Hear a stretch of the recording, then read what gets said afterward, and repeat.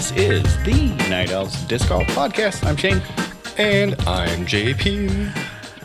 Door_disc_golf. Night_owl_pod. And those are the two Instagram handles.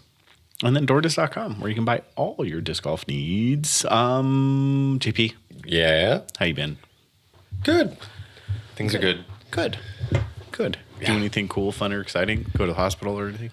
No, just went to my parents to Green Bay for Easter. Yeah. And Did you find any eggs? yeah, no, you know what's funny is my parents didn't hide eggs. We hid eggs around our house for Easter. And then the kids woke up and did like Easter baskets and stuff like that real early in the morning. And then, drove down to Green Bay, had like a late lunch. And then what else? That was about it. My parents didn't hide eggs. They had these, they bought the like hacky sacks. Yeah. So they hid hacky sacks? Yeah. It was like, my dad got this bag of 20. He's like, remember hacky sacks? I was like, yeah. It's like, okay. They bought like a bag of like 20 of them or something. It's like, well, your kids will have 20 hacky sacks. Yeah. I mean, we split up between 5 kids. So each kid got 4 or whatever. They're like, what are these? I was like, here, let me show you. And so I just kind of like kicked one around for a couple seconds. And then I showed our youngest daughter that I could juggle with one hand. Like just juggle a couple of them. She's like, how did you learn to do that? I was like, you just learned to Boredom. Yeah. We didn't have iPads. Exactly. You had to entertain yourself. But out of all the things, I was like, this is so bizarre that you would buy these and want to hide them around the house. But okay, sure. Yeah, why not? Why not? It's better than, well, not better. It's different than like the candy-filled eggs. Yeah. I mean, and then their Easter baskets, quote unquote, from my parents were these tiny little, they got plastic bowls with microwave popcorn and like a couple other things in the bowl with them. So yeah, they didn't get a ton of candy. Like from us, they got quite a bit and everything, or from the Easter Bunny. And yeah, I don't know. Wobble wobble? Is that your wobble or my wobble? I don't know. I hear it. I think it's mine. Oh no. Oh no. Okay, we're gonna have to figure this out. Okay, well, I'll just put my hand on it. Okay. There you go. It's quiet again. How about you? Similar. So we do the church thing. So we got up, they had their Easter baskets, and then we went to church, and their Easter baskets are primarily like, geez, Gabby got like an outfit and an eyelash curler. Okay. and then candy. And then Malachi got, geez, what did we end up getting him?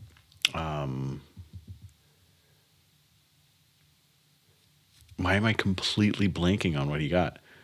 He got some beef jerky, socks, and something else, and candy.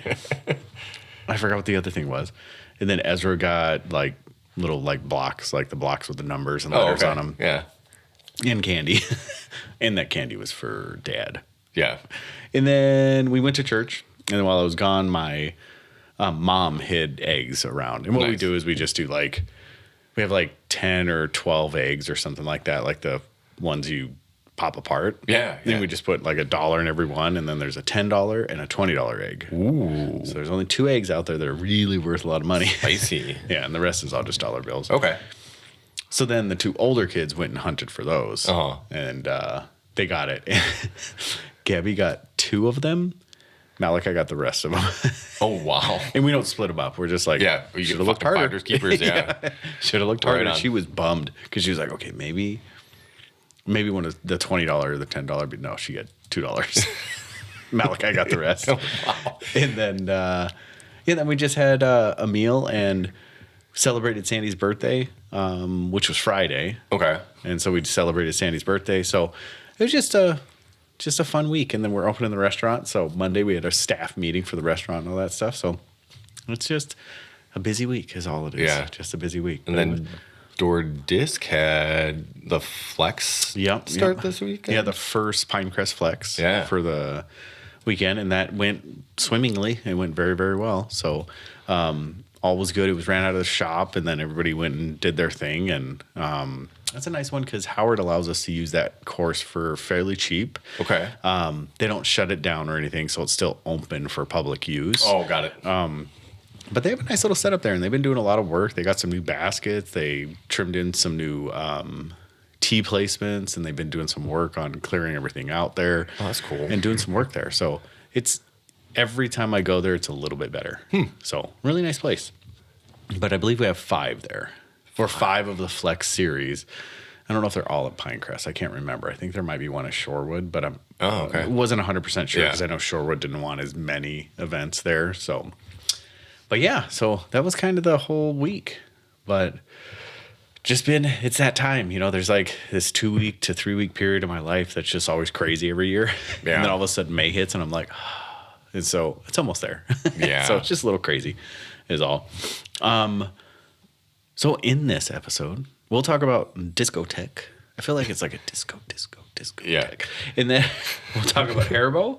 And we'll talk about Holyn Handley and some impressive stats that are coming out. KC Wide Open, we'll do a little recap. And then, attention, PDGA is looking for a global board. And they're looking for people to apply for the global board. And it is a pretty strenuous, looks like application process that starts now and ends in August 1st. But we'll get a little details on that. So with that being said, let's talk about discotheque first. Okay. So discotheque seems pretty freaking awesome, and I want to play it. Yeah. So if anybody hasn't seen a picture of it, or I don't know if it's on Instagram or I saw it on Facebook or whatever. So basically what it is there's a conveyor belt, and it's kind of like a caged situation, and it's got a basket in front, and then there's smaller slits that are numbered for, I think, like 500. Like, yeah. So it's kind of skee ball-ish. Right. Yeah. Right. And so basically, I saw a video of Anthony Barella playing, and he was lighting up the 500s. Like, he hit a couple in the basket, and then he's like, cha-ching, cha-ching, Yep. And so basically, you hit it through, and the disc returns. And I don't know if it's a timed thing or what the situation is. If you have a certain amount of time to like hit these gaps or the slits in the or the basket. So obviously the point of the game is to get the highest score possible. So I watched Owen Scoggins play it. Oh, you did? Okay. And she was lighting it up too.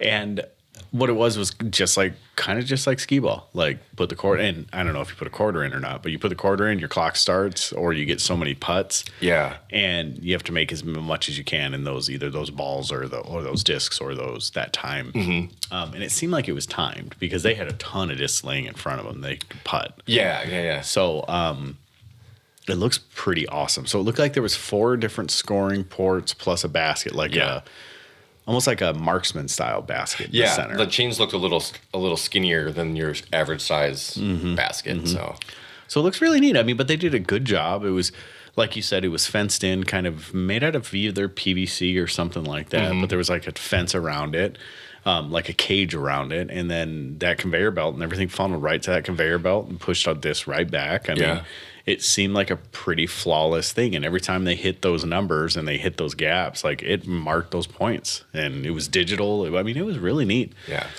If there was a way they could produce that would be something we would put in our shop immediately. Yeah, if you could get a lot, if they could mass produce those, that'd be pretty awesome. It kind of reminds me, it's like Pop-A-Shot, that kind of thing. There's another game that someone had brought up on, I think it was on Reddit. They showed it. He's like, what you should do is, and I did see like the slits kind of did light up a little bit. Looked like they might have had some kind of like LED light, behind it. And he was just saying that instead of just having people aim for these slots all the time, light it up where they get double points or something. So you have to aim for this in a certain amount of time to get more points rather than just hitting them all the time. And there's some basketball games that are that way. I don't remember where I was. Maybe this was when I was in Cancun, but there was like those standard like timed basketball shots. But there was ones where it had 3 hoops and one was a little bit higher and then the 2 were offset. And then like if one lit up and you hit that within a certain time, it was like double points or something. There's like a that. football game kind of like that too, Yes. where they kick a football back to you and you're trying to hit it through a ring. Same concept. Yeah, you like. There's one at Dave and Buster's like that. I think There could be. Yeah. So yeah, it seems really cool, and I think the sky's the limit for that thing, and I think that's marketable to everybody, not just disc golfers. Yeah, right. Absolutely. Once you get it refined and kind of locked in, that could be one of those games that could end up at Dave and Buster's pretty easily. So I love it. I love it, and hopefully I get to see it in person one day. Well, it was pretty cool though. Yeah, I don't know if the guy had it on like a trailer, what the situation, how he's getting it around or whatever. But yeah. I wonder, and if they paid for it, and if they did pay for it, did the pros pay for it? Yeah, right. When they came up, was he like, yeah, go ahead, Yeah, right. just let me film you do it? Exactly. I mean, great promotion for it. I agree. So yeah, that's pretty cool. So hopefully I get to see it. I don't know where it'll be. Maybe there's like it'd be really cool if like food trucks do with their like Twitters and stuff. Like, I'm gonna be here now. Yeah, They right. have, like these Kind of follow the tour or whatever. That'd be pretty cool. Yeah, that would be pretty cool. So there you go. Another step up in disc golf. Like the intuitive minds of disc golfers and people wanting to see it come to life. And that entrepreneurial spirit to do something like that. It's just so awesome to me. All right. So the next topic we're going to get into is Haribo. And if you don't know what Haribo is, Haribo makes a 5-pound gummy bear that makes people crap their pants. They make smaller gummy bears as well. No. Let's stay on topic, GP. So Haribo is awesome. There's actually a Haribo plant really close to us. Is it really? Yeah, it's I believe it's in Illinois. It might even be just north, like in Kenosha area. Okay. But there's a large Haribo. Like you drive by and it's like Haribo. Like it's this huge Haribo letters on the side of this building. Dang. I think it's just in Kenosha because I think it's just past the Amazon warehouses there. Oh, okay. But back in the day, Haribo had one of the best listings for a giant gummy bear. It was a sugar-free gummy bear that was 5 pounds. And it wasn't that their listing was awesome. It was the comments about the bear that was awesome. Okay. Because people were buying it, and I guess they would be eating a ton of this bear, and they would like crap their pants. And it was the funniest thing in the world to read through these comments. Boy. So it's still out there. You can look it up. But with that being said, I eat their bears all the time, the small bears, and they're really good. And they don't make me crap my pants. Well, that's good. I'd hate for that to happen. Yeah. So if you want to know what this has to do with disc golf, Haribo is the sponsorship of the 2025 World Championships. Yes. PDGA World Championships. And so from what I understand and have heard around the way is that they will be having some disc golf themed displays and things in stores with products and everything. And very nice. I don't know, maybe they'll come out with some discs or something, That'd some be gummy nice. discs or something like that for the tournament. That would be cool. Like edible discs. Mm-hmm. Are they going to be made out of the same stuff as the big bears? I don't know. Are they? They're going to have like Pampers and Huggies there too for the disc golfers. Depends. It reminds me when Dee Dee made the chocolate truths. Oh yeah, yeah. I don't know if they still do. I don't know if they still do that or not. Yeah, I bought one of those. Yeah. It was a local chocolatier that you bought. No, you bought it from Dee Dee and then they sent it from the local chocolatier. Yeah, something like that. I bought one. Did you ever buy one? No, I never bought one. Yeah, I bought one. It was funny. I gave it as a gift. I don't remember who I gave it to. But I gave it as a gift. But before I gave it as a gift, I had to look at it. Yeah, you like open it up. I was like, that's pretty cool. This is pretty cool. It's a chocolate truth. Right, and it's got like the stamp, everything on it. It was really cool. That is cool. Yeah, if they did something like that with Haribo, that'd be pretty cool. But it sounds like they're kind of going all in, though. They're like, all in. I'm going to sponsor this. I'm going to do so. Haribo sees and that is an English brand, if I remember rightly. They're based out of, they're kind of like Cadbury. Maybe not. I don't know. I'll stop talking about that. I mean, there's a Haribo USA, Haribo of America Inc. Wait, hold on a second.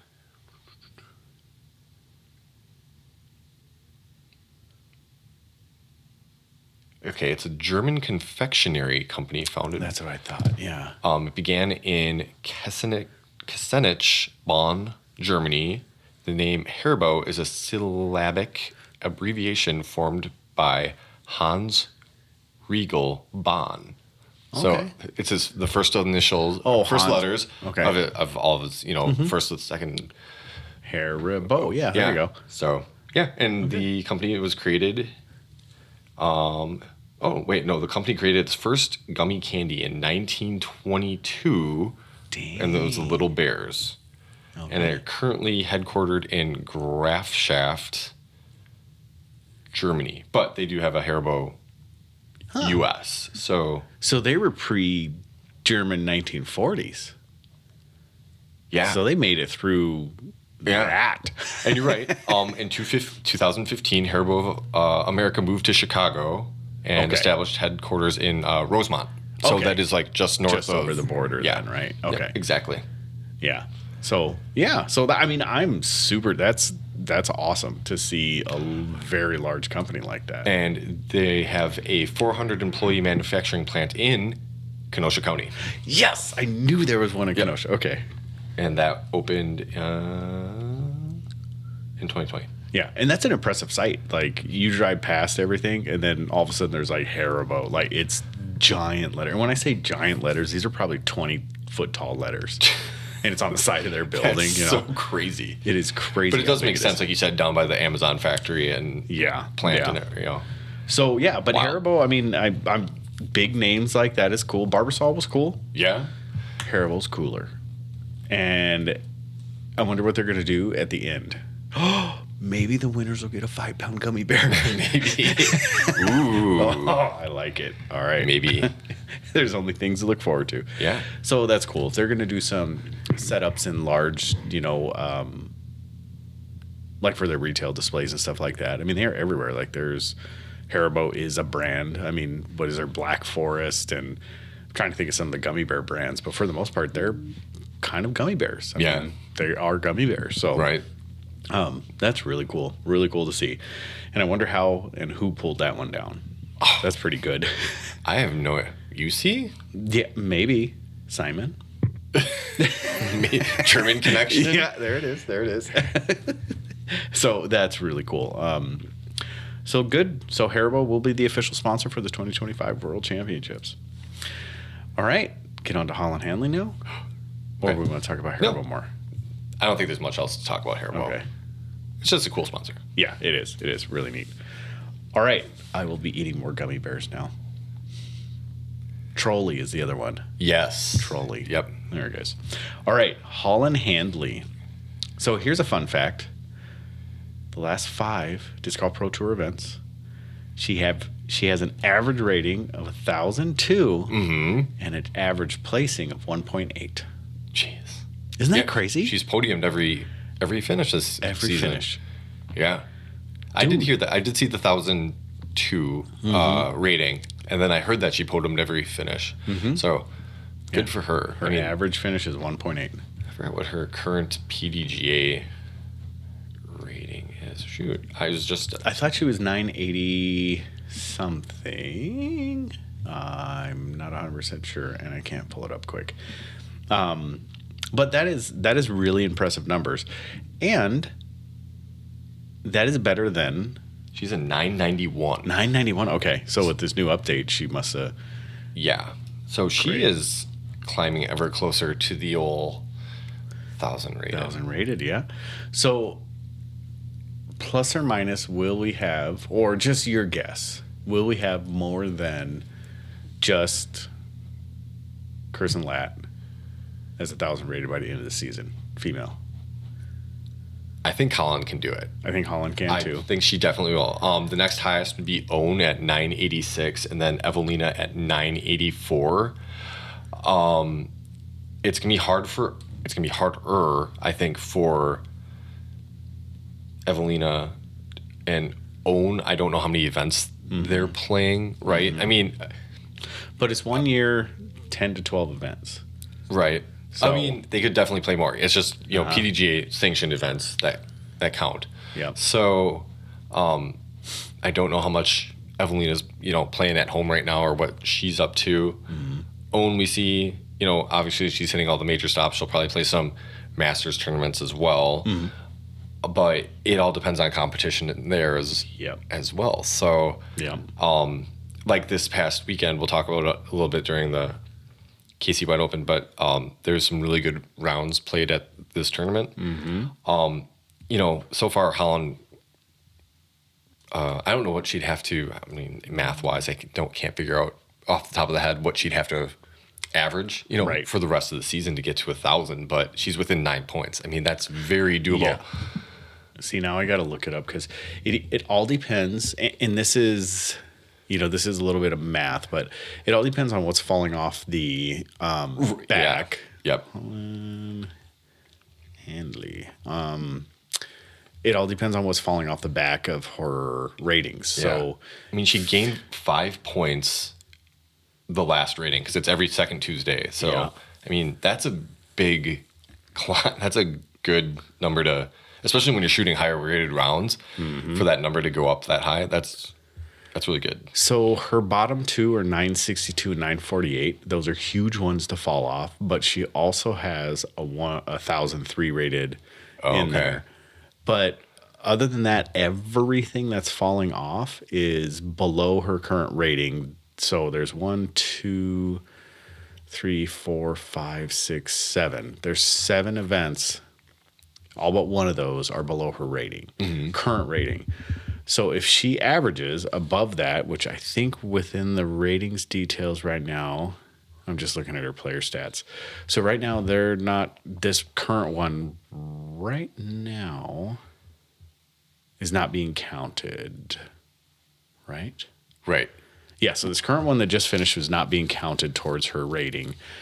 And they're higher than the bottom two. So those two will drop off and the next two will pop on, potentially.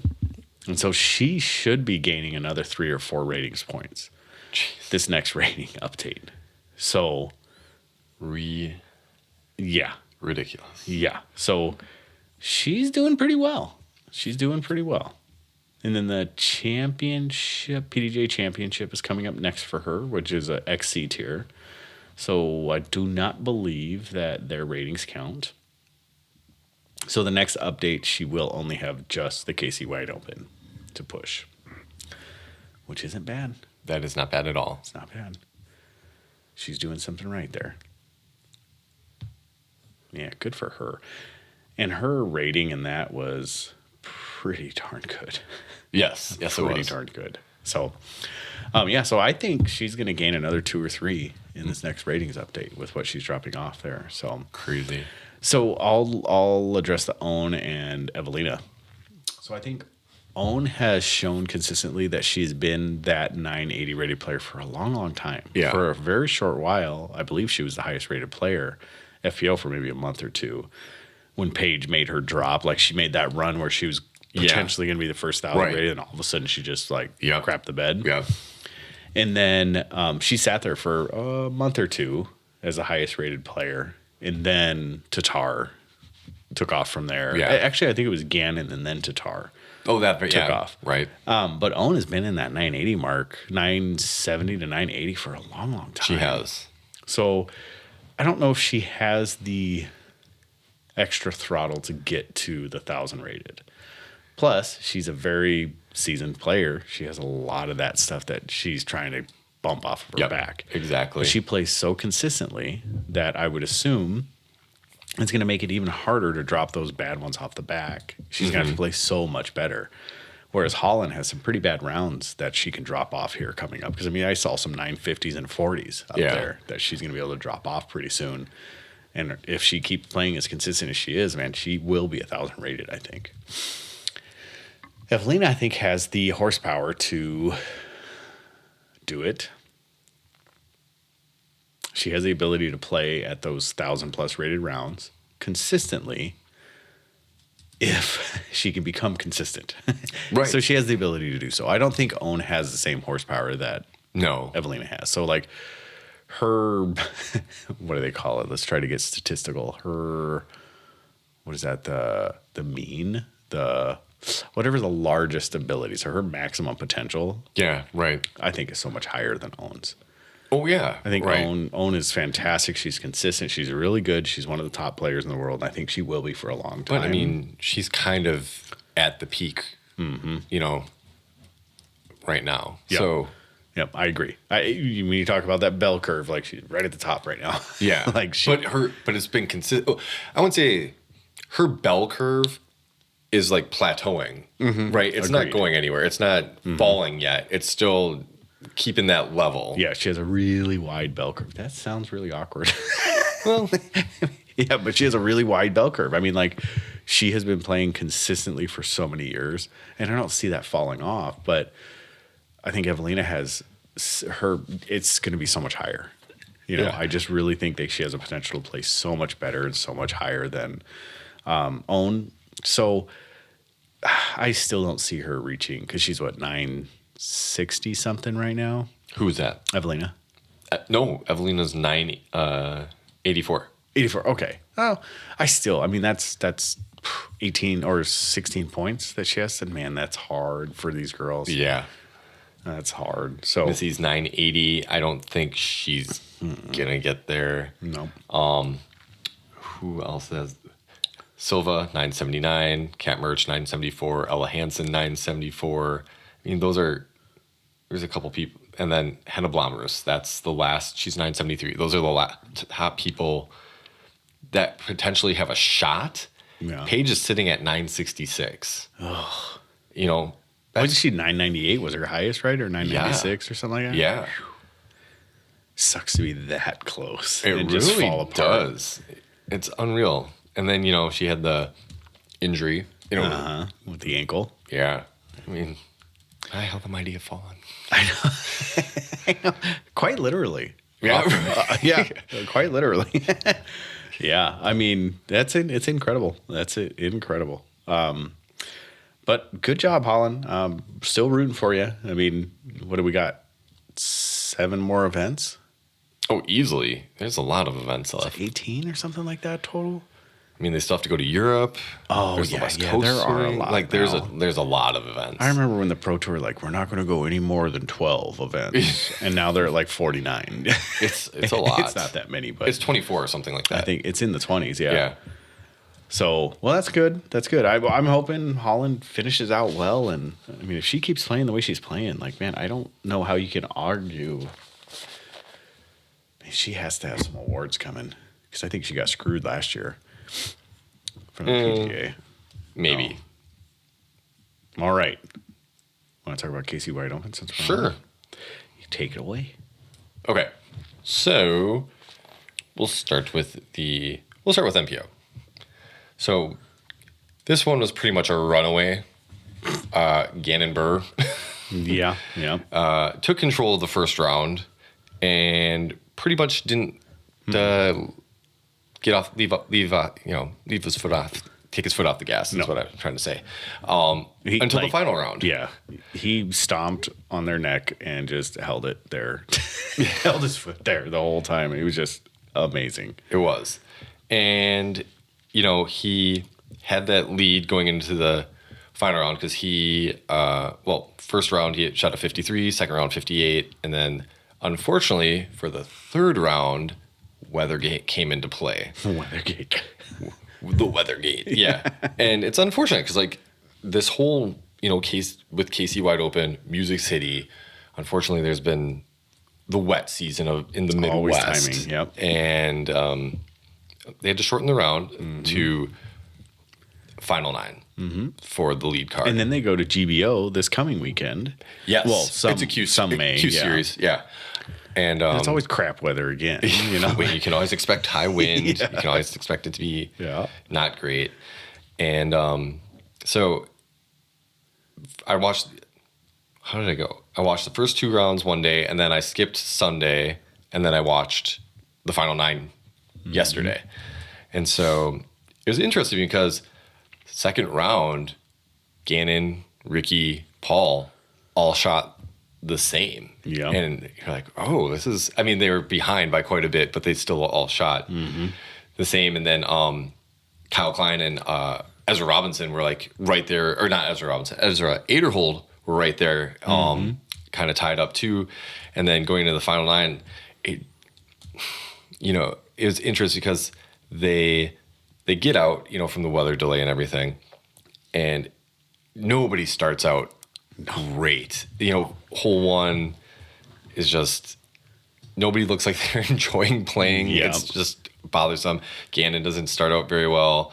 I think he ended up bogeying the first hole. Is that right? I forgot how it went. Did he par, bogey? He didn't play well. Like he shot 1 over first couple holes, and like Paul and Ricky were gaining strokes on him. Ezra Aderhold kind of fell off. Yeah. And so you're like, well, it's coming down close. Like Gannon today, like I was kind of listening to Staggered Stance. They had him on for like 5-10 minutes, and he's like, going into the final round, he felt really confident. And he's like, if it had gone 18, maybe there's a chance that things may have turned out a little different, but he felt really confident going into the final 9. And then he kind of just took off after a while. And then Ricky ended up leapfrogging Paul to take second. But overall, I thought it was an interesting battle. Yeah, for the time being. Even though Gannon had the lead, there was a point where maybe he felt a little pressure, but ultimately, I mean, you got 2 quite literal disc golf giants behind you. And to see Paul Macbeth, of all people, like right on your heels there, real close, starting to gain a little bit of ground with quite a few holes left. Right. And then Ricky right behind Paul, or right with Paul, really. I mean, that's never a good sight for most people. No. But Gannon has proved over and over, man, he's that guy. Yeah. I mean, I dare to say that he is a better disc golfer than both of those guys currently. Yes, I was just going to say currently. He doesn't have the history. There's no legacy there yet. But it's coming. Yeah, it's coming. And he turns out to be a 3-time KC Wide Open champion, 43rd annual KC Wide Open champion. Yep. So, yeah, he walked away with just over $11,000, which is a good purse. Good wings. And then Ricky followed him, Paul, Gavin Rathbun, who seems to be starting to click a little bit. He had a good round at the last Go Throw Tour, and so he's finally starting to kind of click with his discs. Kyle Klein. Because he's DGA, right? Prodigy. Prodigy, that's right. Okay. Yeah, just signed with Prodigy. And then Isaac Robinson, Calvin, Chris Dickerson, who... Joey has he been? Yeah, right? Where has Chris Dickerson been? Joey Buckets and Eagle, that kind of rounds out the top 10. Joey and Eagle tied for 9th. Chris Dickerson had a really nice Eagle final round. A lot of off to the... Oh, the throw-in. The throw-in, yeah. Yeah. A lot of people land off to the left. Hole 1's got the nice water out in front of the basket. And so final round, he threw in from... It's kind of like some trees there. He ended up stepping in a huge puddle if you didn't, watching coverage. Casey White, first round, kind of threw in from that distance. Almost the same spot. Almost the same spot. And Zach Melton. Yes. Zach Melton actually... As a lefty, too. Yeah. Yeah. And then practice round I was watching, Calvin almost skipped it in. That was impressive. And I guess I was watching Bodanza... his in the bag, he was doing it from KC Wide Open, and he gave Cal Longquist a disc, and Cal Longquist actually aced with the disc that Bodanza gave him on that hole. That's awesome. Yeah, during his practice round, 580 feet. Acing that hole. That's an incredible ace. 580 downhill. Yeah. That's an incredible ace because it has a great barrier right there. I mean, that's hard to hit. It is. Jeez, that's like a once-in-a-lifetime ace there. It really is. That's incredible. Good old Bad Rock Creek. I thought the course was actually really... It was good. I enjoyed watching it. I think people were mentioning that the pros really liked it. There's a couple holes where I was like, kind of in the woods. I forgot what hole it was, like 4 or 5. It was really wooded. A lot of trees around. You kind of had to hit your spots. Historically, they've had waterworks. Yeah. And they dropped waterworks and put Bad Creek. Yeah. Okay. And then they had a couple holes too. Hole there's the Mando, like the real, well, hole 2 is like the real skinny, like gap, like 50 feet up. And a lot of people were throwing forehands up that way. But a lot of tight corridors to throw off the tee, which I didn't mind. You know, a couple people, I saw Ezra kind of get off to the right, you know, clumped up in some trees. Paul kind of did that too in the final round. They had that really cool hole. I think it was hole 3 or hole 4? Big, you know, straight out and then huge downhill. Oh, yes. And then it's got the 2 like wood chip piles with the rocks on top. Yes. And then it was kind of like almost like an island there as well. There's kind of a buildup on the right side. And you see a lot of people going down that hill. And then a couple of people got caught off to the left-hand side. Like Ricky was in there. Paul might have been in there. But overall, I thought it was cool. Yeah, yeah. Well, and this is the second year they played Bad Rock. Is that right? Is it? I thought it was a new course this year. Or is it just a new course this year? Yeah. Okay. Yeah, I mean, the little bit that I was able to watch. I feel like it's the first time. Maybe not. Maybe it could be. They could have played it last year, but this may have been the first year I've seen it on coverage. Okay. That's what it could be. Yeah, because I mean, I really thought it was a great course, and it videoed well. There wasn't anything. You know, it still had kind of the traditional disc golf lines without being wide open for spectators and cameras and everything, but you still got good views. It wasn't confusing. You know, sometimes you get into these wooded courses where you're like, okay, it went into the woods. Like, where did it go into the woods? But how they filmed it, what I saw, it looked, I mean, you knew exactly where they were on that hole almost the entire time. You could kind of visualize it. Whereas I'm trying to think of some courses that they play, like Waco. Like, oh, he went into the trees. Like, where did he go in the trees? You know, like, it's hard to follow there. Sometimes the preserve is like that too, a little bit. You get off the course in the preserve and you're like, okay, everything kind of looks the same. Yeah. Like, you get off the fairway a little bit and it's dense in some areas. And yeah, you didn't have that feeling in I didn't have that feeling in this broadcast. So, I mean, this wasn't a broad. Well, I guess it was. But yeah, in this, watching this one. So, yeah, good for him. So, and then we went on to the FPO side. And Holyn Handley. Yes, she ends up wire to wire. I think she was kind of the favorite going into this course. Yeah. I mean, I don't know if heavy favorite's the word, but she's definitely the favorite without Kristen and, you know, the Europeans there. Yep. But, yeah, she ended up playing really well.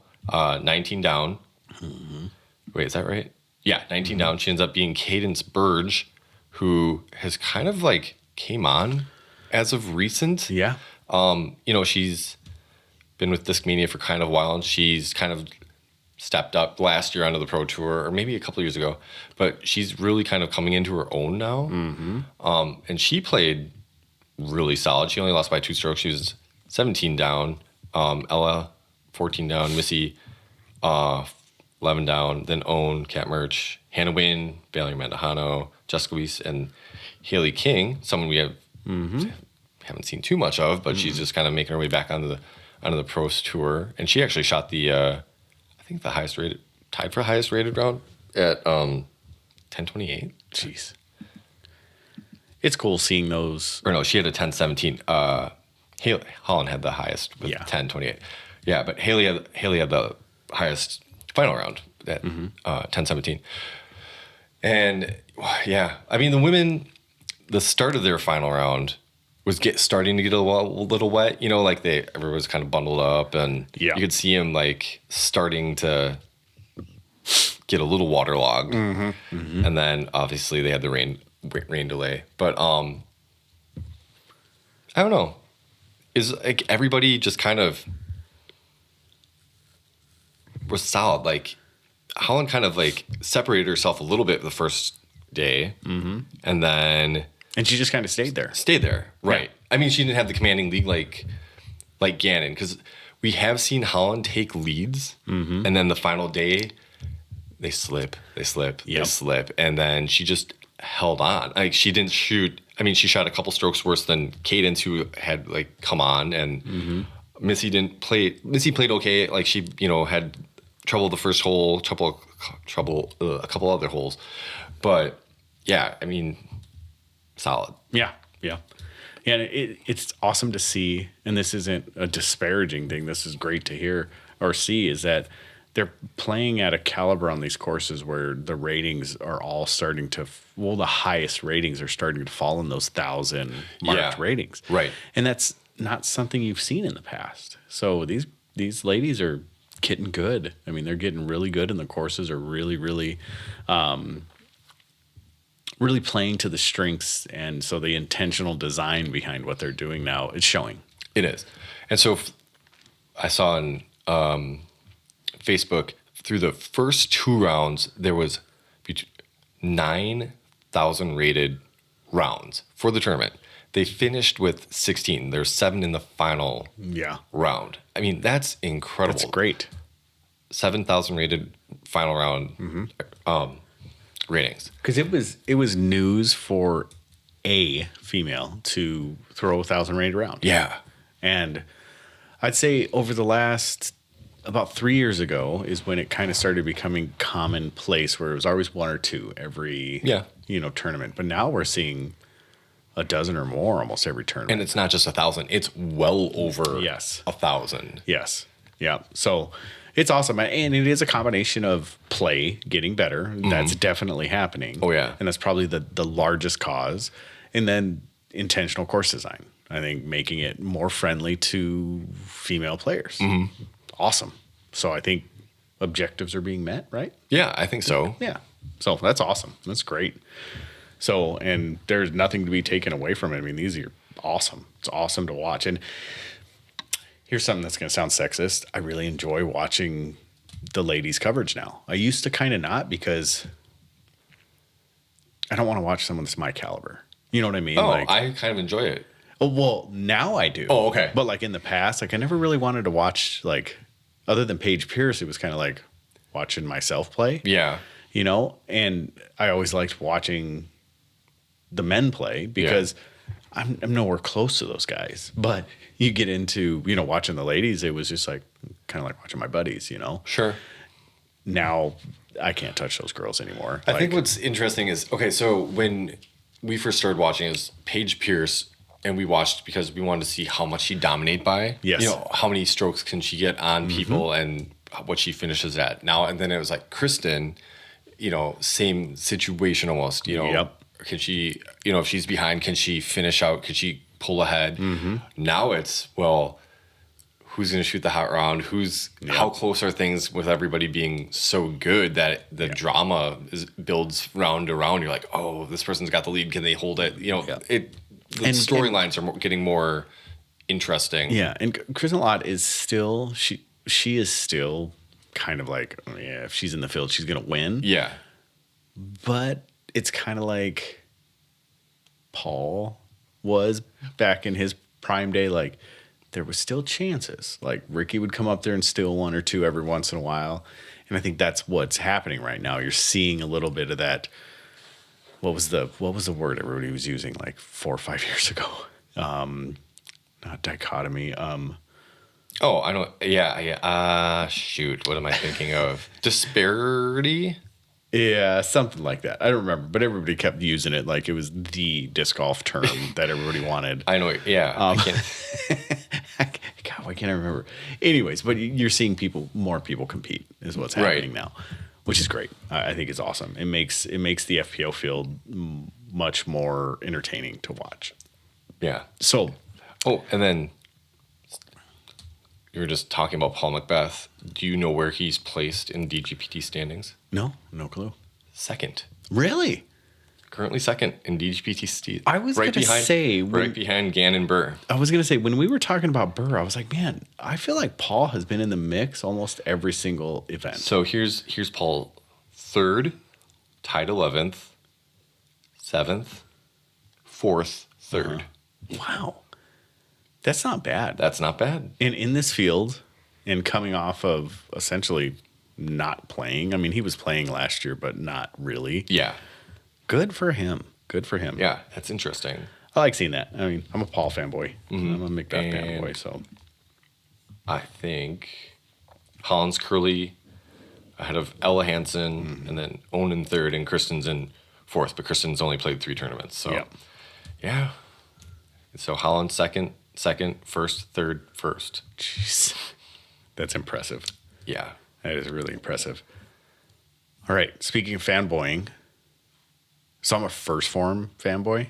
Oh, are you? I have been for a long time. Okay. And I got their energy drinks. And I'm like, ooh, I really like them. So my complaint about the energy drinks is they're so freaking big. Like, I like the Celsiuses or like the Red Bull size. Sure. Where it's like, you just drink it. Okay. With the First Form, it's so big. It's like almost laborious to drink the whole thing. It's like what size can it's is like it? a task. It's like a 24-ounce can. So it's like a liquid, almost the size of a liquid death. It's the size of Liquid Death. Yeah. Okay. Yeah. Wow. And I'm just like, man, it is like, it just seems like really laborious to drink. Yeah. I mean, I like them. They taste good. Okay. Well, that's good. Yeah. I think there's other companies like that, like Ghost. Mm-hmm. They have big cans like that. I personally Bang as well, I think, has the big cans. Yeah, that could be. I don't really drink energy drinks. I don't think I've ever really had one. Well, I've had a Red Bull, but yeah, that's about it. Like, I've tried it maybe once or twice, but I'm not. Yeah. I rather drink coffee. Yeah. Well, so First Farm has like great protein bars, and they do a lot of like supplements as well. Yeah, right. Like protein and supplements. That's who Paige, Shu, that's and what I was going to bring up. Is partnering with. Yeah. I don't know if Ezra is either. Ezra Robinson, but he should be. Ezra Adelhold should be. Ezra Aderhold. That's what I meant. Ezra Aderhold. Yeah. But I think it's because First Form is sponsoring a bunch of Ledgestone events. And so I was wondering if they got hooked up through Ledgestone with First Form or what the situation is there. So they may be, but when I saw Paige Shu, I was like, wait, you're a First Form athlete? And then I noticed that AB was a First Form athlete, and I'm like, what? Yeah. And it's funny because, so the owner of the company, pretty controversial dude. Okay. Andy Frisella, hilarious. I think I love his podcast. But Andy Frisella has, like, I've even heard him say stuff about disc golf. Like, oh, you're just throwing frisbees in I've heard him say stuff about it. And then when I saw that he was sponsoring disc golf athletes, I was like, really? And I was like, maybe there's hope. Maybe I'll be a First Form. I never would be. But I was like, that's really cool to see First Form come into, because they're like a serious nutrition company. Yeah, right. Like, they're serious about it too. And their athletes are hardcore. So I was like, that's awesome. So they put out a video of Paige and AB going to their headquarters. The facilities, yeah. Facilities, and they played disc golf. Yes. In the facilities, which was pretty interesting. I never even watched to see if Andy Frisella was in there or not. If the owner was in there or not. I don't know what he looks like. He's a big burly dude, big, like, kind of a beard. He has a big scar on his face. Oh. He's not a very conventional, like, CEO of like a multi-million-dollar company. Okay. Like, and then I don't know at what point in the video, but you see AB, I think, and Paige throw from across the top of one building to a basket on the other one. Yes. I was like, dang, that's pretty cool. So I've been to the First Form warehouse, and Anheuser-Busch has a giant distribution and bottling company there. Okay. So they have two buildings and then Anheuser-Busch. So they must have thrown, and that's a decent throw. Yeah. Like, it's, it's maybe it's not that decent. It was like 250, 300 feet, somewhere around in there. Oh, I thought it looked longer It looked a lot longer than that, but 250, 300 feet. And it was funny because I only went there because, like I said, I'm kind of a fanboy of First Form. And when I saw the First Form, like the big logo on the side of the building, I was like, that's First Form. So, and we were getting to a point where we were going to stop and eat anyway. So I was like, what if there's somewhere to eat? So I pulled off there. Nice.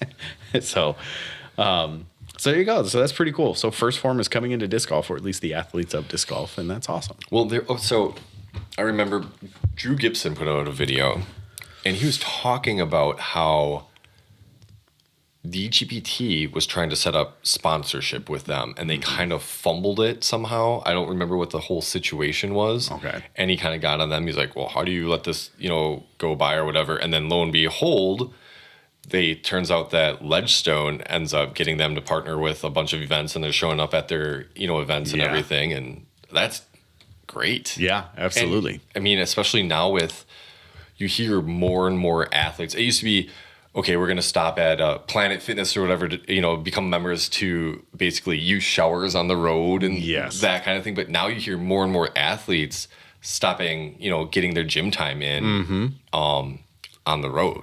Well, they're realizing that there is nothing that is not beneficial of lifting things up and putting them down. Like quite literally. I mean, if more disc golf athletes did it, the better off and the better you would see disc golf. Because when you put the time and energy in the gym for anything, it improves your life just in everything you do. I mean, plain and simple. So like, it's awesome to see that because it's showing that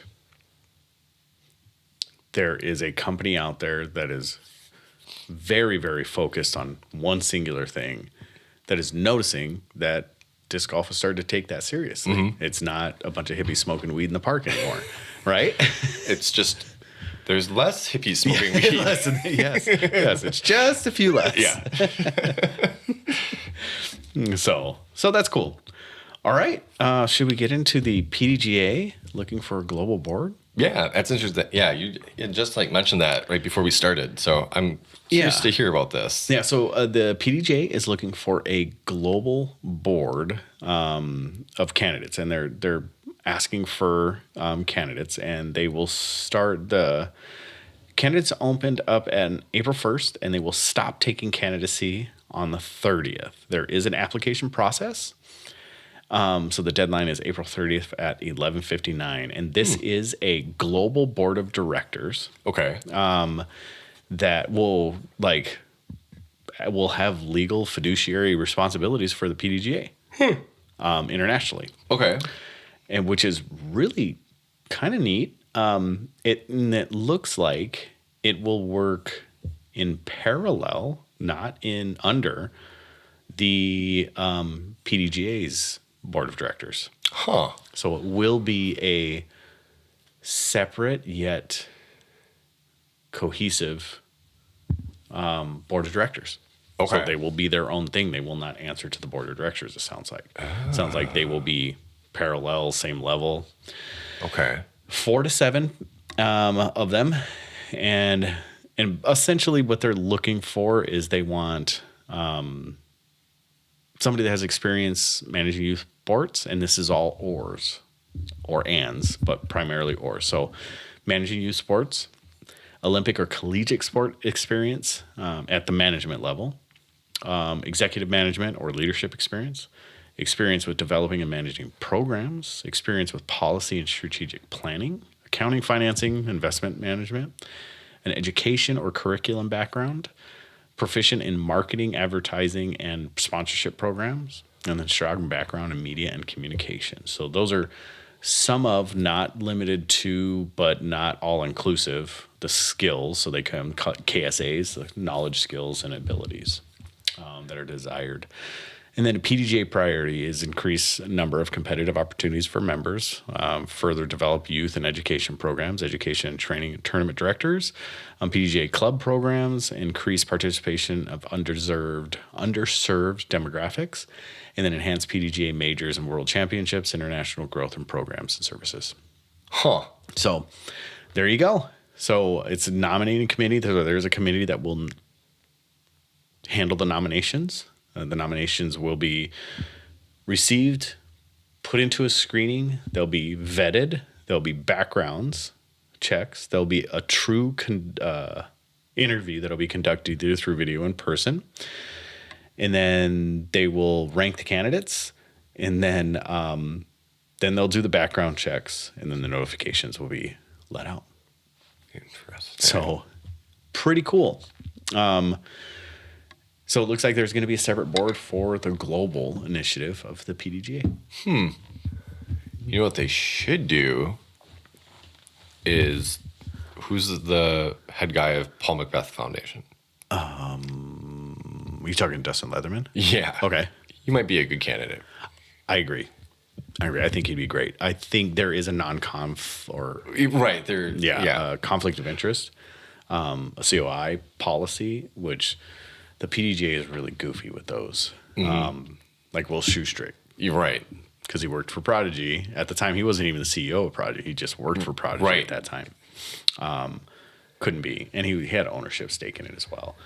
So, but yeah, I think he would be a great one as well. Because he has the experience of developing and encouraging countries to utilize disc golf to help educate and further undeserved or underserved populations. Right. He does it nationally and internationally. Yeah, absolutely. He'd be a perfect one. So if you hear this, Dustin, you got like 8 days to get your application in. Yeah, so there you go. I didn't even know that was happening. I just came across it and I was like, huh, look at that. So Global Board of Directors. Anything else to say about that one? No. All right. Dan, do you have a random question? I didn't pull up a random question. Oh, no. I got a couple other things real quick to mention. Yeah, let's go. Sorry. So, with it being Earth Day today, okay. I was watching YouTube last night, and Trash Panda came out with a video, and it was interesting. They have dropped a new inner core made from recycled phone cases. Phone cases. Phone cases. All right. And so, what they basically did, a company reached out to them. I forgot what the company's name is, and they said, hey, we know you guys recycle discs. You have a recycled discs program. Can you, or would you be interested in recycling phone cases? And they basically said, maybe. Yeah.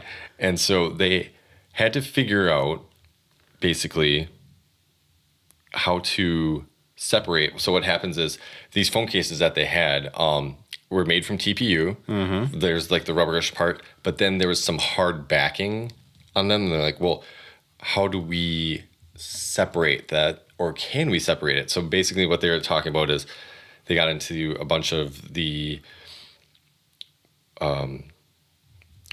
like flexibilities of plastics and things. So he's talking about making, like, he showed a bunch of the inner core, like early inner cores. He's like, okay, this is a 95A, or like whatever the densities are for plastic. He's like, this one's basically, super bendy. And then he's like, this one's a plate. He knocked on it and everything. And so basically what happened is they got these phone cases, and they said it's really cool. It looks, it's basically like confetti plastic that you'd see with, like they just did the Get Freaky the Crystal Flex, like confetti, Z-Flex. And so that's kind of what it reminds me of. But it's really cool because they have a pink, they have a teal. They tried to do a black run in the video, but those weren't for sale on the website. So these are currently on sale. They're $22. And so they're releasing these special editions for Earth Day. Cool. For today. But they might still be available. Like it looked like they had thousands of these phone cases that they were trying to recycle. So it sounds like they're adding the phone cases to an already existing plastic. I think so. Okay, so it's not 100% phone cases. So I'm not sure. Yeah, I don't think it's 100% phone cases. It doesn't. That's pretty cool. There's nothing here saying on their website currently that there's a limited production of them or how many they made.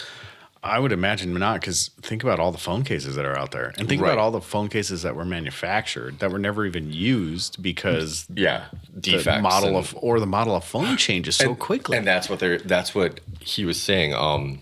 He's like, it's all these old runs of phone cases that they had that they're given, and other ones of defects and things that they couldn't sell. So they had like huge boxes of them. Sure, so that's cool. Pretty cool.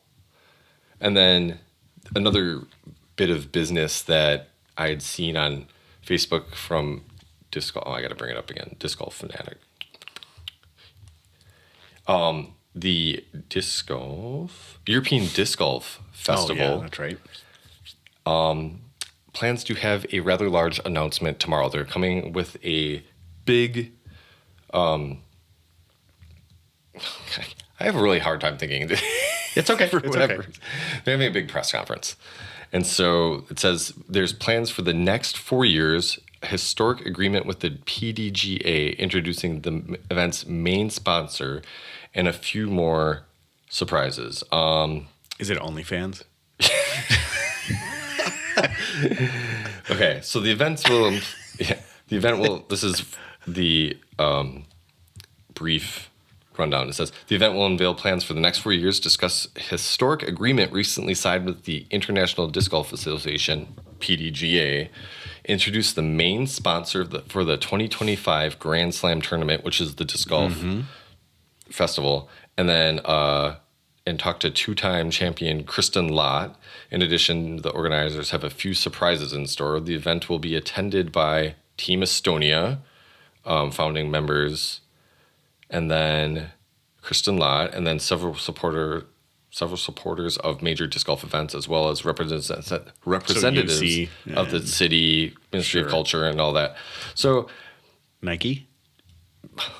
I don't know. I mean, they already sponsored Kristen. Yeah. So, and then there's another post saying that they're looking to make history again.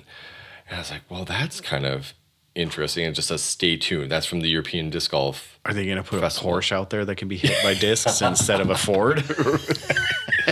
Maybe. Okay. But I mean, it would be interesting if they did get Nike. I mean, that would be huge. Yes. But it's one of those things too, because Nike Europe, that's a separate entity than over here, because disc golf, obviously them sponsoring Kristen, that's a whole separate thing for her. So I don't know, but it's kind of fun to imagine what the major sponsors could be. Yeah. Or maybe it's like a beer company. Would that be something? Exactly.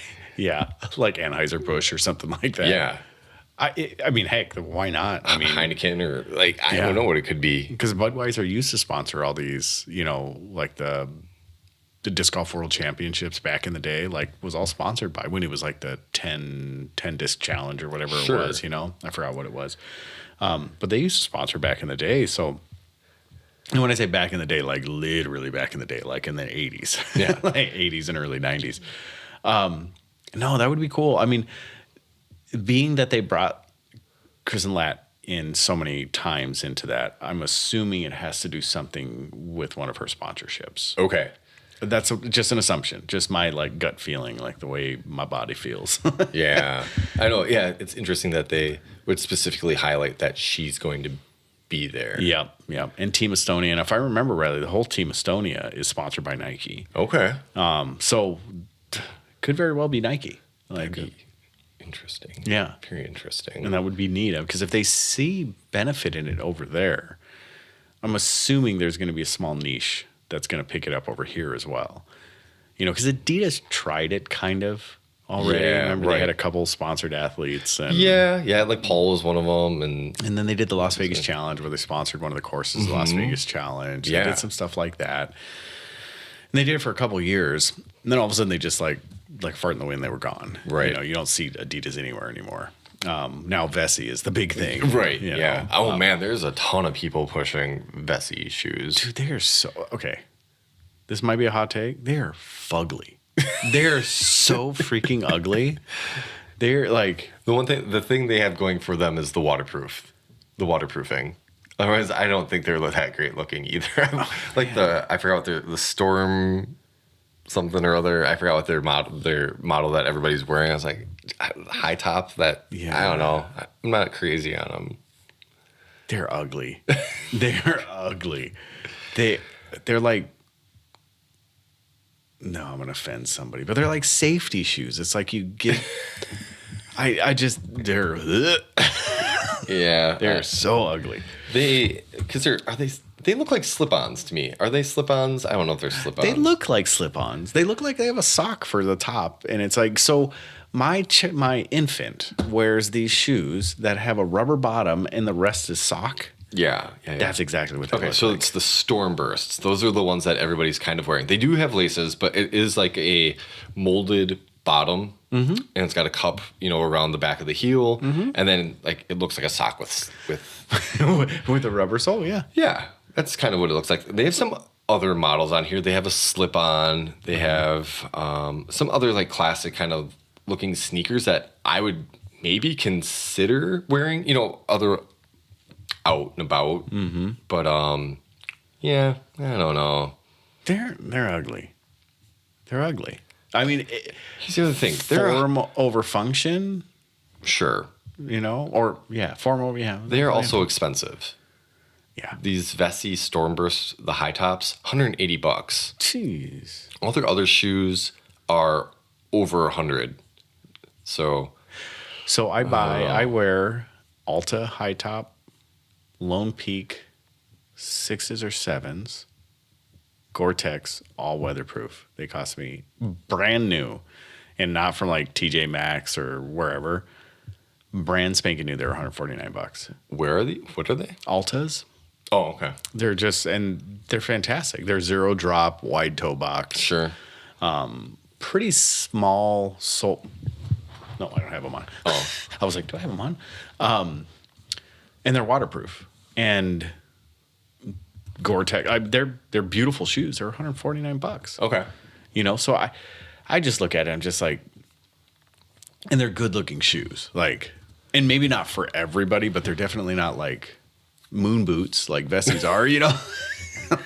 I'd be curious because I know Macbeth definitely. Mm-hmm. Simon was talking about Vessi giving them some. Just a little less. Yuli's been pushing them. I've seen, Jomez, during their rounds, they're like, hey, like for a while, they're like, before they're like, hey, here's Vessi, blah, blah, use our code, whatever. I mean, that's fine, I guess, but there's still those people like Gannon for a while. I think he's just rocking Vans. Yeah. You know, Calvin's wearing some kind of Nike trail shoe. Yeah. You know, I don't know. I mean, I got Calvin has like Nike runners, soft top runners. Exactly. I think a lot of people still probably, use the Terex. That was a long, haven't been Solomon. Yep. And then there's always the old, good old, what are the shoes that Keens or? Well, Keens. But no, the specific ones. What were the? Oh, the Idios? Idios, yeah. What a bust.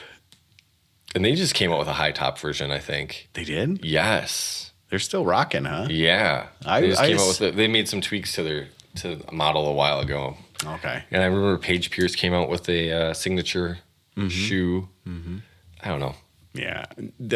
So I bought those. I was in the initial, I think you were as well. Yeah.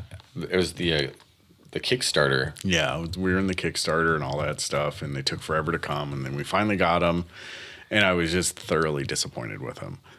Because if there's any sort of wet ground, like grass or anything, they're useless. Yeah. Like, I hate to say that, but they are.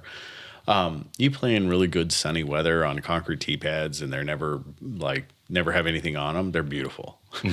But you get any sort of slickness, they're just not good. I have found luck with just standard old trail shoes. Yeah. I don't care what brand. I've had the Solomons, I've had the Terex, I've run the Altas now, and I mean, for Pete's sake, I have the Flux. I rock the Flux every once in a while too, and I don't ever have any issues with them. You know, I mean, geez, I played in Crocs before. You know. They're pretty darn good. Put them in 4-wheel drive, they're good to go. You know, Laxo. Yeah, Laxo playing Crocs all the time. Oh yeah, Crocs and gloves, man. Crocs and friction. The friction gloves. It was awesome. And heck, they make waterproof Crocs, and Crocs are waterproof, but they make ones with no holes in them. They do, yeah. And they make ones that are like cowboy boots, high tops, you just name it, they make them. Crocs has it. Yeah, so. that's true. Yeah, so good for them. I'm knocking the ugliness of them, but I'm glad they're coming to disc golf. I'm glad, but it's not that they're into disc golf. They're sponsoring athletes, and the athletes are trying to push because they get kickbacks, is what it is. Yeah, right. So they're ambassadors, you know, and that's awesome because Keen did it for a little bit too. I've seen a lot of shoe companies come in and out of disc golf. Oh yeah. But yeah, so we have some really cool news coming up. Do you remember the text I sent you? Yes. We never came out with a date, but we'll get a date. Okay. But we will have some really awesome news. You will find out about the news before we say it on this podcast. But there's some really cool stuff coming. We haven't hinted at it, but somebody else hinted at it kind of already today. Who hinted at it today? The person. Really? I'll show you in a couple minutes. It's sort of. Okay. It's interesting what I saw today. All right. Yeah. Yeah. So yeah, that's it's pretty exciting. So when that comes out, you'll know. Yeah, you'll know. How about that? You'll know. And I think outside of that, I don't know if I have anything else. Yeah, I thought I had a random question, but I can't come up with anything. Oh, no. Oh, no. All right. No, yes. If you, considering we just had Easter, if you could take the place of a quote-unquote holiday, like the Easter Bunny, Santa, someone like that, who would you take the place of? Krampus. Oh, you Scrooge. No. God, who would I take the place of? All right. Have you ever watched Guardians? Guardians. Yeah, the Guardians. It's like the Easter Bunny and Santa Claus and Jack Frost and Oh, okay. I've heard of it. No, I've never watched it. the Easter Bunny in that is pretty freaking awesome. Oh, really? Yeah, he's pretty freaking awesome. Okay. So,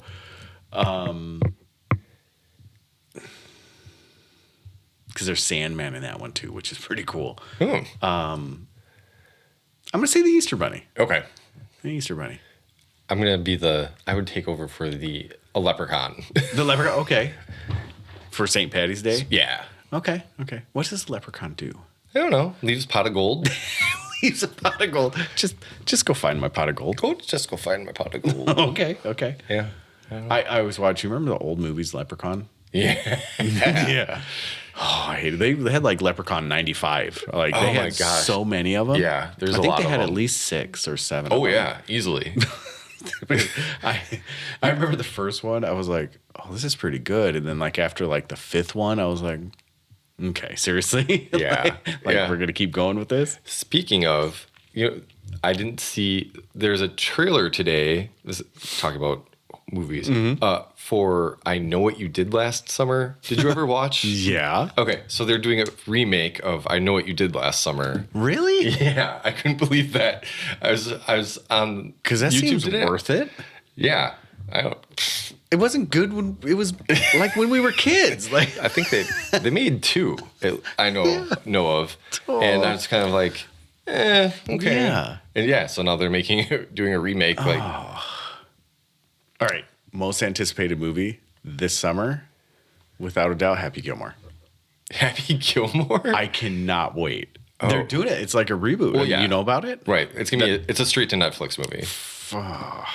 That sucks. Yeah. But I'm what I've so heard. excited about it. Yeah. Happy Gilmore 2. And what's his name's? Well, obviously Happy, and then Shooter McGavin. And Yeah, I mean they're all in there except for Chubbs. Like yeah. Right. So I'm excited about that. And then the other one I'm excited about is Lilo and Stitch live action. Oh, you know what I heard? I don't know if this is true or not, but because of how bad Snow White did, Disney is now reconsidering. They're going to stop doing live action movies like that. I hope. Well, like I kind of hope so. Right. Like I know they have Moana coming out, and they have Lilo and Stitch, and yeah, I don't know. But I mean, look at Snow White. Like she. Okay. I'm gonna be mean. She doesn't look good. Like she doesn't look like Snow White. She's weird looking. Am I wrong? Am I wrong? Like think about Snow White and then look at that chick and tell me that they're like she's weird looking. Like I don't know. I don't know either. I guess I'm kind of. I don't know if I should be excited for it. I want to see Fantastic Four. Silver Surfer comes back Yeah. or is introduced rather. Yeah, right. I mean, we have seen Silver Surfer in the second Fantastic Four movie that was put out years ago. And they did a little sneak peek in one of the X-Men too, didn't they? Where he was there for real like kind of like scanning the crowd and there was a Silver Surfer there, or was that another character? Shoot. No, that might have been a different character. Okay. What else did I... Oh, I want to go see Sinners. I do too. I do too. I've heard really good things about it, and now I'm like, okay, I really want to go see it. We went and watched the Minecraft movie. Okay. Just like a couple days ago. Yeah. Saturday, I think I went and watched it with Malachi. Okay. And I saw the Sinners poster and I was like, dude, that looks good. So I watched the trailer. I was like, ooh, that looks really good. Yeah. Minecraft, pretty good. Okay. Pretty good. Maisie went and saw it. She said it was all right. She said it was pretty good. A lot of adult humor. It's kind of Shrekky with the adult humor. Well, it's Jack Black, of course. Yeah, Jack Black and what's his face? Jason Momoa. Yeah, Jason Momoa. It's good. It's really, like, I enjoyed it as an adult, and I also enjoyed it as a kid. Yeah. And my kid enjoyed it. That's good. And didn't get the humor. Innuendos. Yeah. So it was perfect for timing. So, yeah, I enjoyed it. Cool. And then, what was the other movie? It seemed like I've been excited about a lot of trailers that came out. Because I remember the Lilo and Stitch one we watched. There was another trailer that was there that we were both like, yeah, we got to watch that. Like there's going to be another Superman movie coming out. Like the James Gunn Superman. Okay. Is it fantastic. Gavel again? No, somebody completely different. Really? Yeah. Shoot Ballerina. Yes. The Anna de Armas movie. You know, it's like the offshoot of John Wick. Yep. That looks like it could be decent. Yep. I don't know. There's some other things. I hardly get to movies anymore. Like I always get excited seeing trailers, and then like there's sometimes trailers build up, and you're like, "Ooh, this is great," and then you're like, "Is it garbage?" Yeah. Yeah. Yeah. That's like, and then so at my parents, we get there, and they're like, Lulu's like walking around. She's like, my mom's like, "Oh, we have Lion King on," like the live action one or whatever. And I'm sitting there for a couple of minutes. It's like, I don't remember any of this. And then Dempsey's like, this isn't the Lion King, it's Mufasa. And I was like, oh, okay. That makes more sense. But they played it. We got there and they were watching it. It was probably the late third of the movie. So we watched that. And then we watched it 2 more times. So in the span of like 5 hours. Holy moly. Yeah. It's not a bad movie though. Yeah, it's okay. Yeah. It's okay. But I was like, really? There's nothing else on? They're like, we're just gonna keep playing it. I was like, oh, great. Okay. Yeah. Yeah. There's only so much kids music. Like, so Ezra has a very specific YouTube video that he likes to watch. Oh, okay. Is it Cocomelon? No, but he does like Cocomelon. Okay.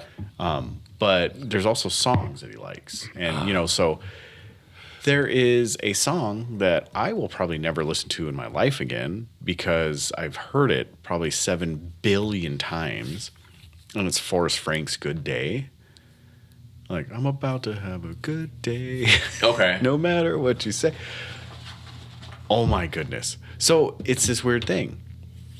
You turn that thing on, that baby stops crying immediately. Oh. Like when he was a baby. Yeah. It was incredible. So it was just like when I was like, baby cries, put Forrest Frank on. Yeah. It was just that easy. It was so great. Like we'd be driving in the car, Forrest Frank. But Forrest Frank was just playing all the time. Oh. So really good artist, like what he stands for. Just I'm not about it anymore. Every time I hear that song, I'm like, oh.